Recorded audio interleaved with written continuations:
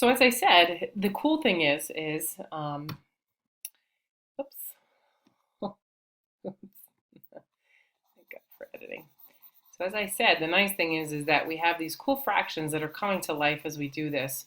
And you can talk about what these numbers are doing in this row versus what these numbers are doing in these two rows. So as I said before, the kids are going to recognize if they're really good that you're multiplying these denominators by 4, so you're technically multiplying each one of these by 1/4. So they're going to want to try to find what those next numbers are, because once they get that in their heads and what they're doing, they get really excited because it's neat to see that happen. So I had a conversation with the kids and I'm like, well, these numbers 1, 3, 9, 27, 81, and they're like, oh, 243, they're just going on and on. I'm like, well, what's happening to these numbers? Are they getting bigger or small? They're like, they're getting bigger and bigger. I'm like, well, what about these numbers? 1/2, 1/4, 1/8, 1/16, 1/32 as they go on. All those numbers keep getting smaller. And then you can even talk about these numbers. They keep getting smaller too. So if you go back here and you're saying, well, if your numbers keep getting bigger and bigger and you're multiplying by 3 every time, if you keep getting bigger and bigger, where are you headed to? And that's where you can talk about, the concept of infinity. And then this idea over here is you can talk to them about how these numbers keep getting smaller and smaller. And if they keep getting smaller and smaller, what number do you think they might be approaching? And then they're going to look at you, but just, if something gets smaller and smaller and smaller, it's approaching 0. So this row keeps getting bigger, but this row keeps getting smaller. So technically this guy's going off to infinity, but these guys are going to 0. So they're technically headed in opposite directions. I had that conversation with the kids and it blew their minds. It was so awesome. Then what you could also do is talk about these two here, these two number patterns, which are so beautiful. This one's being multiplied by 1/2. This one's being multiplied by 1/4.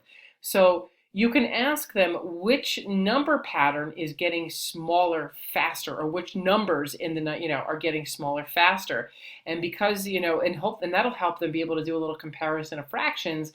This is 1/32, this one over here, 64 times 4, 16 carry the 1, 256. It's 1/256 already. So these kids can be like, oh, these numbers are heading to 0 much faster. And like it or you know what, guys? That's a calculus concept when we talk about the concept of infinity and we talk about the concept of 0.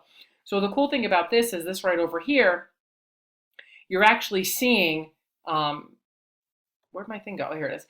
You're actually seeing these things go to 0. These areas of these triangles are going to 0, but their iterations are going off to infinity because they keep getting, you can do infinitely many triangles.